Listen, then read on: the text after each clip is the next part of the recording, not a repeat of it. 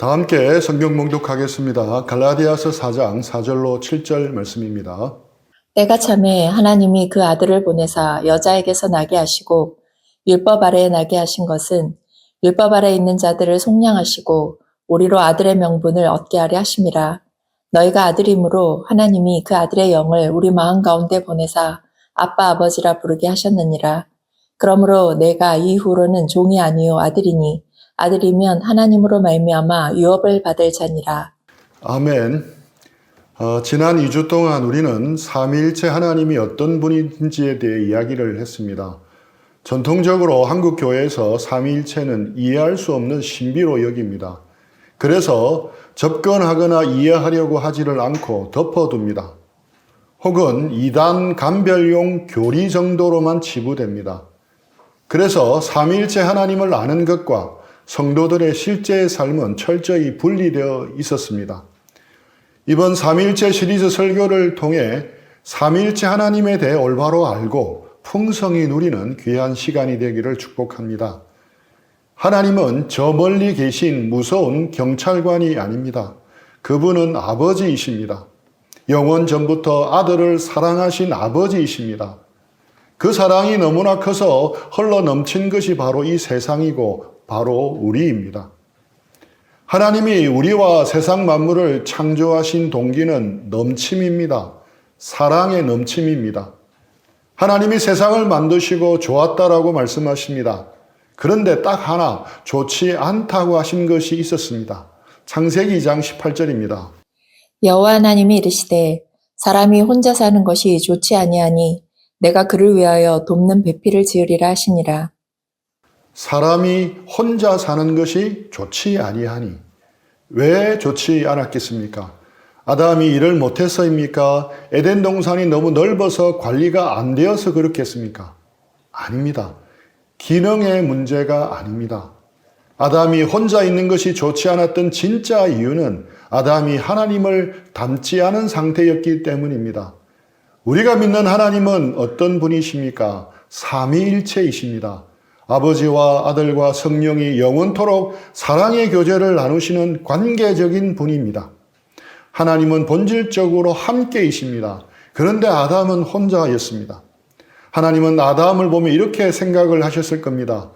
너는 나를 닮아 나의 형상대로 지음받았단다. 그런데 나는 사랑을 주고받은 존재인데 너는 사랑을 줄 대상이 없구나. 사랑할 대상이 없는 존재, 그것이 내 형상은 아니란다. 그래서 하나님은 하와를 만드셨습니다. 단순히 설거지를 돕거나 농사를 도울 조수를 만든 게 아닙니다. 아담이 자신의 사랑을 쏟아부을 대상을 만들어 주신 것입니다. 이것이 인간 창조의 비밀입니다.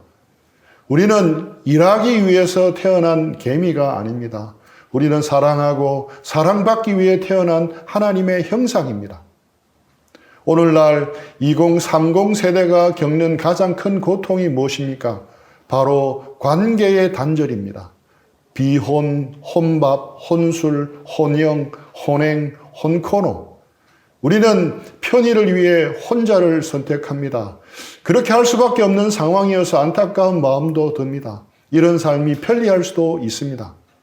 그래도 결코 그 상황이 좋은 것이 아님을 내면 깊은 곳에는 본인이 더 잘 압니다.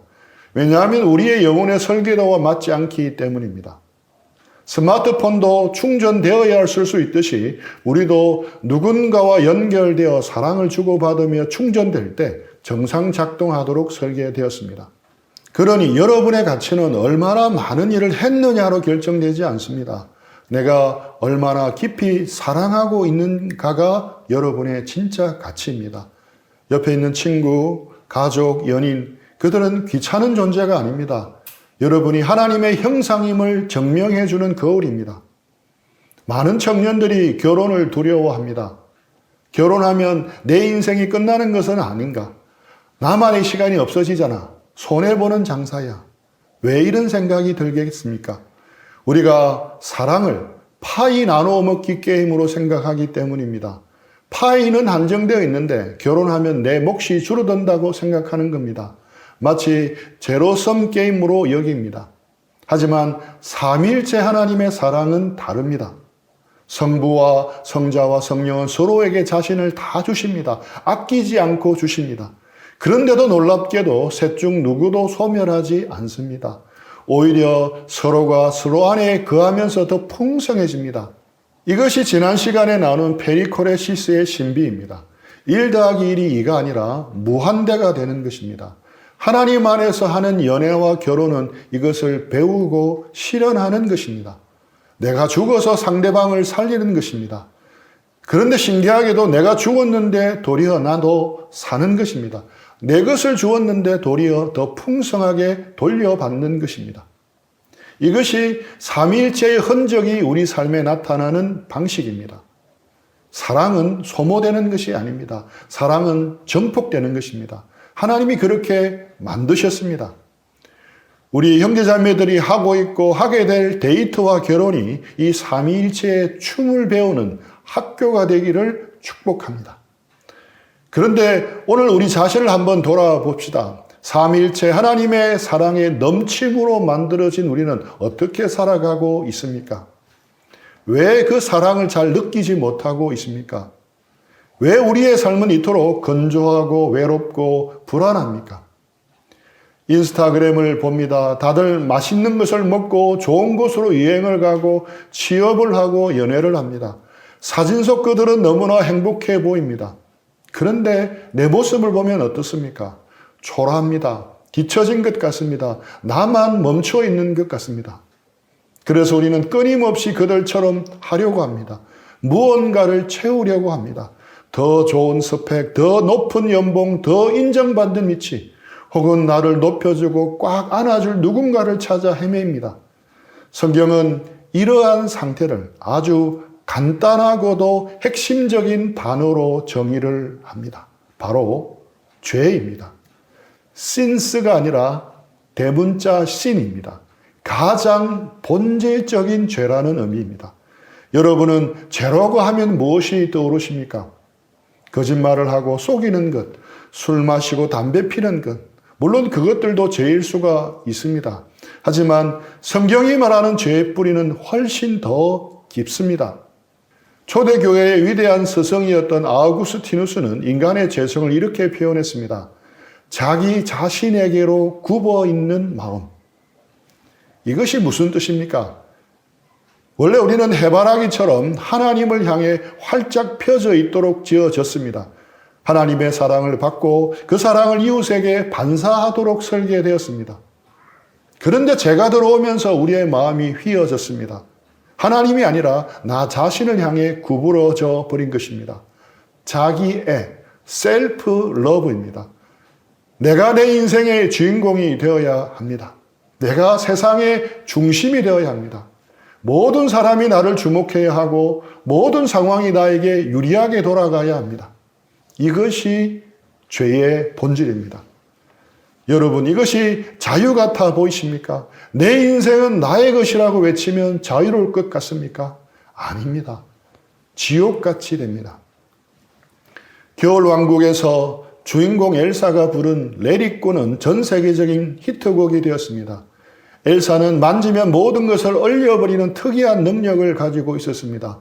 그 때문에 어려서부터 있는 모습 그대로 사람들에게 드러나면 안 된다는 두려움을 늘 안고 살았습니다.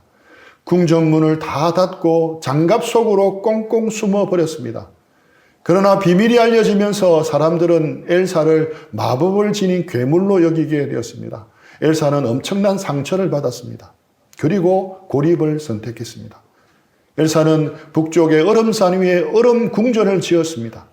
사람들이 가기 힘든 외진 곳이었습니다. 고립은 엘사에게 자유로움을 주었습니다. 상처를 준 사람들과 떨어질 수 있었기 때문입니다. 엘사는 고립 속에서 안도했습니다. 하지만 고립은 진정한 해결책이 아니었습니다. 엘사는 상처를 주지도 받지도 않으려고 고립을 선택했습니다. 그런데 그 선택은 결국 자신과 세상에 더 큰 상처를 남겼습니다. 고립은 일시적인 미봉책에 불과했던 것입니다. 이때 부르는 노래가 바로 Let It Go입니다. 가사를 한번 잘 음미해 보십시오.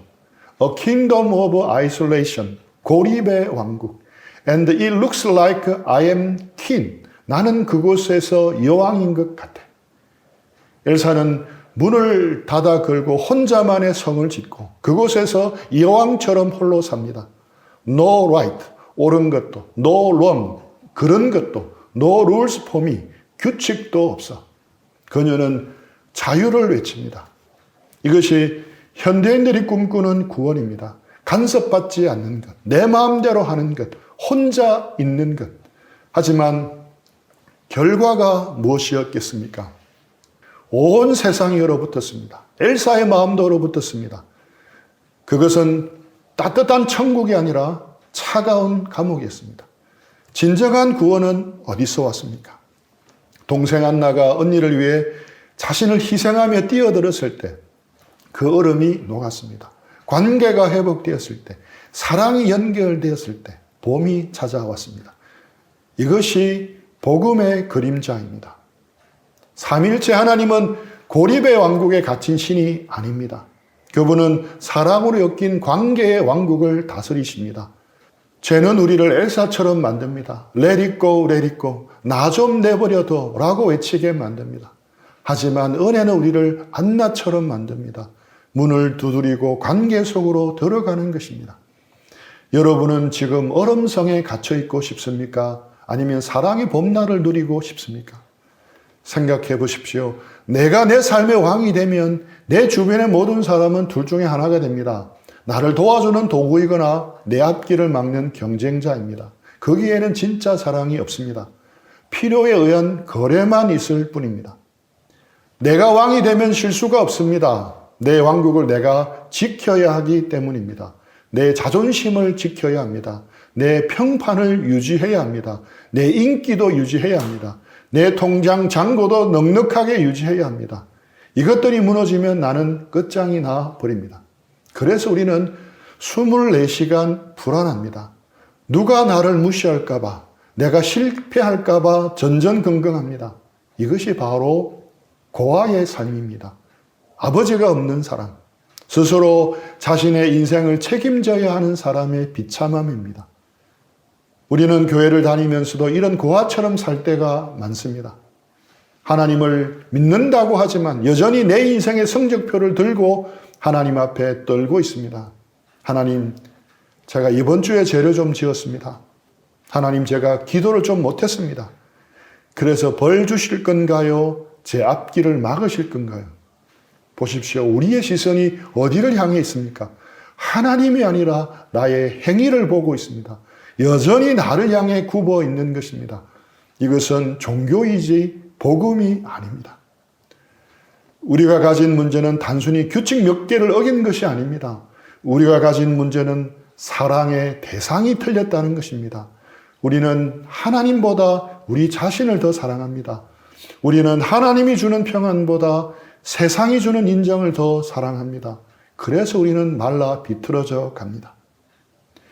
우리는 본래 삼위일체 하나님의 무한한 사랑을 먹고 살아야 하는데 자기 자신이라는 좁은 운물에 갇혀서 썩은 물을 마시고 있기 때문입니다. 지긋지긋한 자기 중심성, 나만 아는 이기심, 스스로 신이 되려는 이 교만함에서 누가 우리를 건져낼 수 있겠습니까? 우리가 착한 일을 많이 하면 되겠습니까? 새벽 기도를 열심히 나가면 이 마음이 펴지겠습니까? 아닙니다. 스스로의 힘으로는 굽어진 마음을 펼 수가 없습니다. 내가 노력하면 할수록 그 노력마저도 나의 의가 되어버리기 때문입니다. 나 이래봬도 새벽 기도하는 사람이야 하고 또다시 자기 의를 숭배하게 됩니다. 절망적이지 않습니까? 우리의 힘만으로는 할 수 없습니다. 외부에서 누군가가 와야 합니다. 나의 이 단단한 껍질을 깨고 빛을 비추어 줄 누군가가 필요합니다. 그래서 성자이신 예수님이 오셨습니다. 하나님이신 예수님이 사람의 몸을 입고 우리의 비참한 현실 한복판을 뚫고 들어오셨습니다. 예수님이 오셔서 무슨 일을 하셨습니까?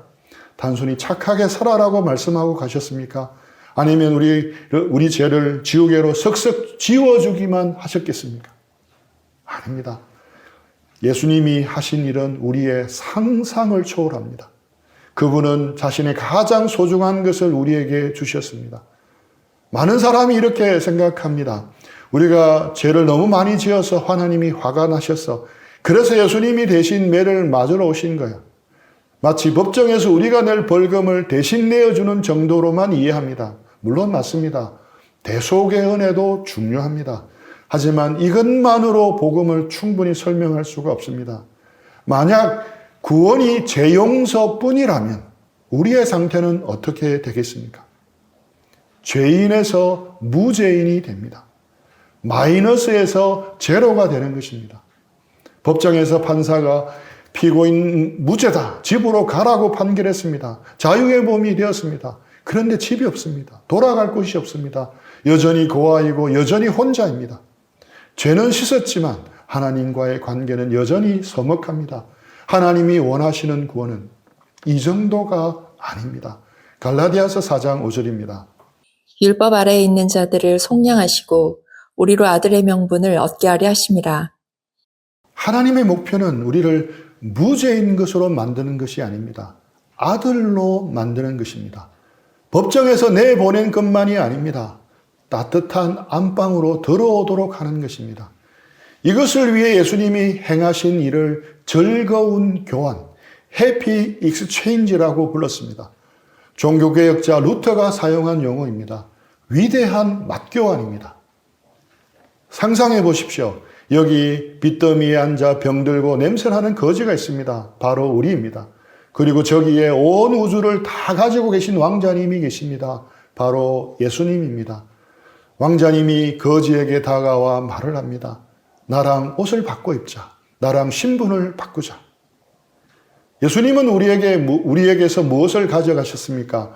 우리의 죄, 우리의 더러움, 우리의 수치, 우리의 절망, 우리가 받아야 할 하나님의 진노와 심판, 이 모든 쓰레기 같은 것들을 예수님이 다 가져가셨습니다.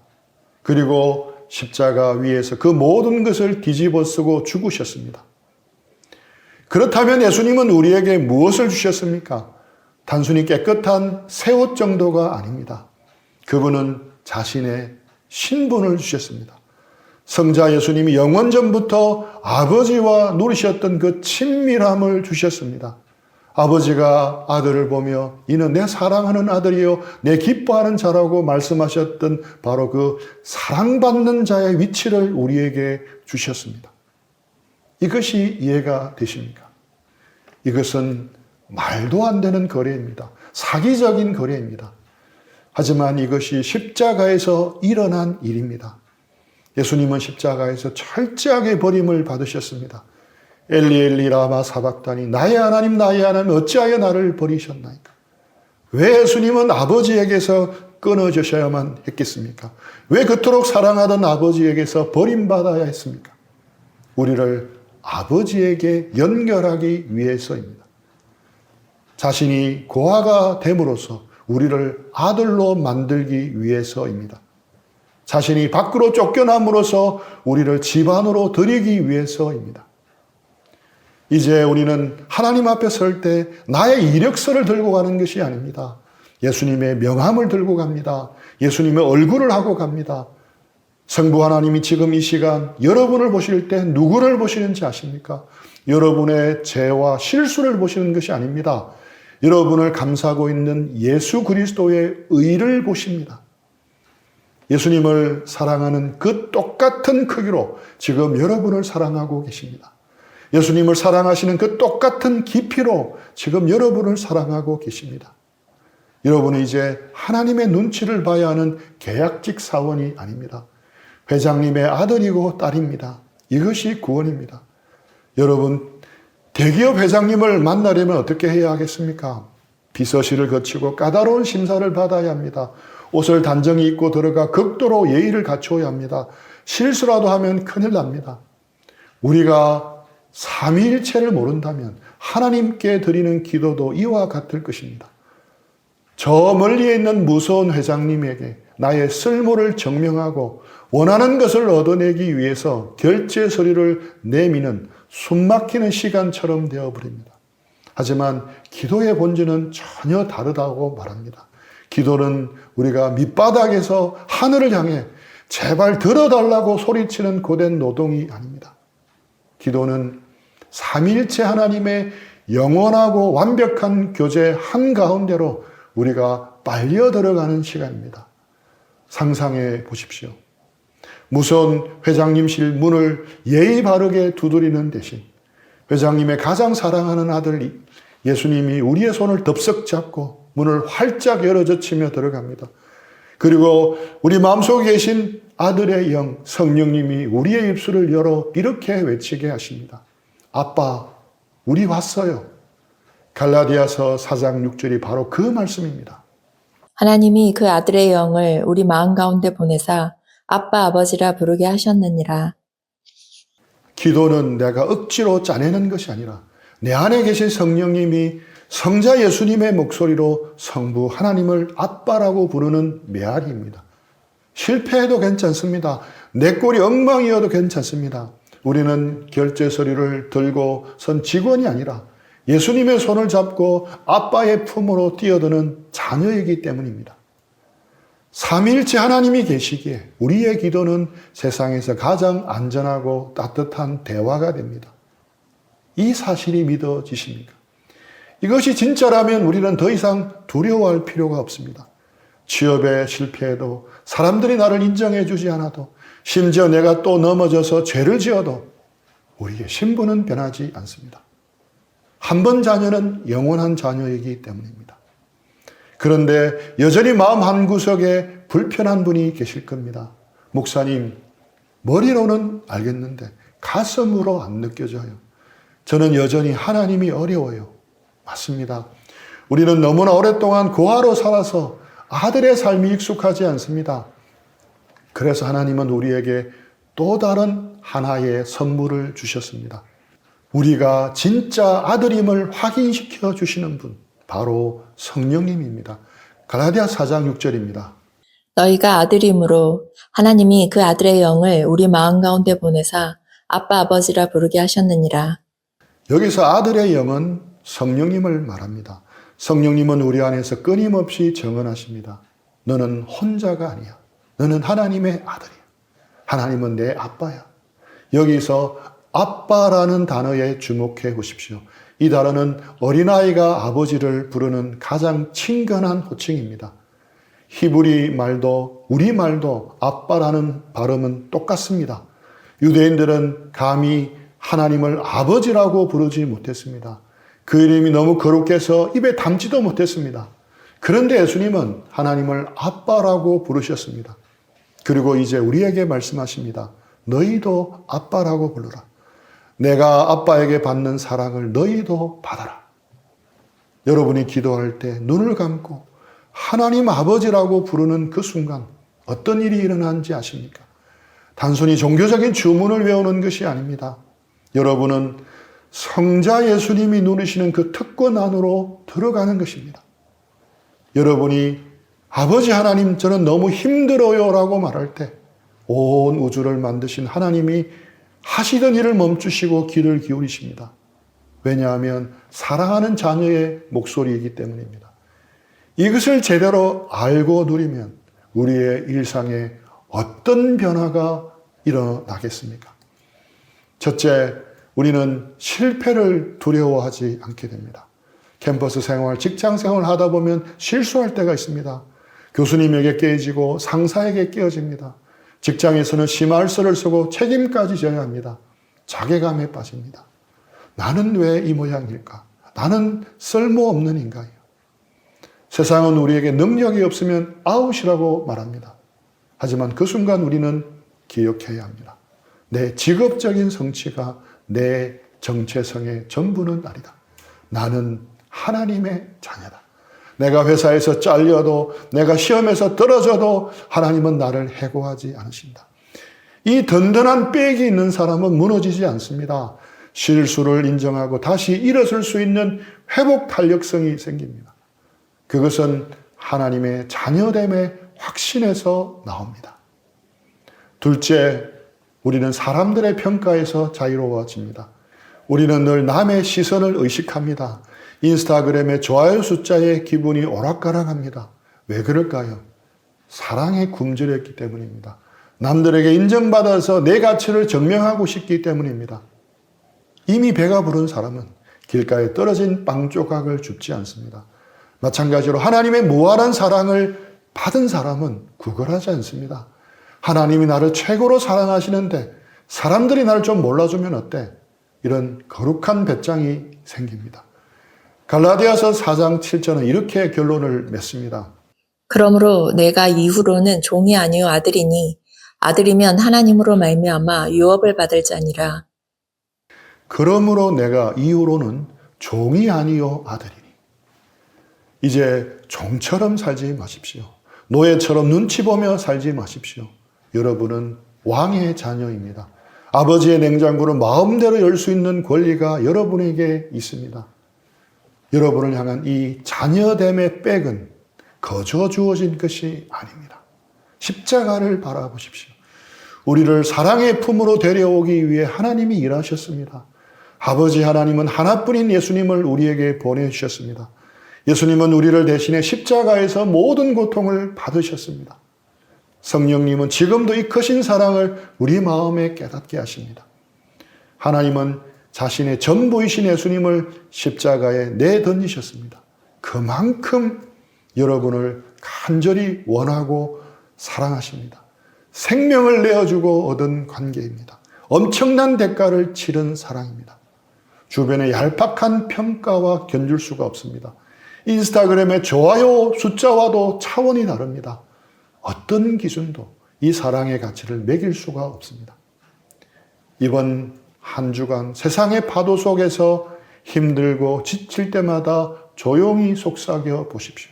하나님 아버지, 그리고 여러분을 위해 십자가에서 모든 것을 내어주신 예수님의 그 십자가를 바라보십시오.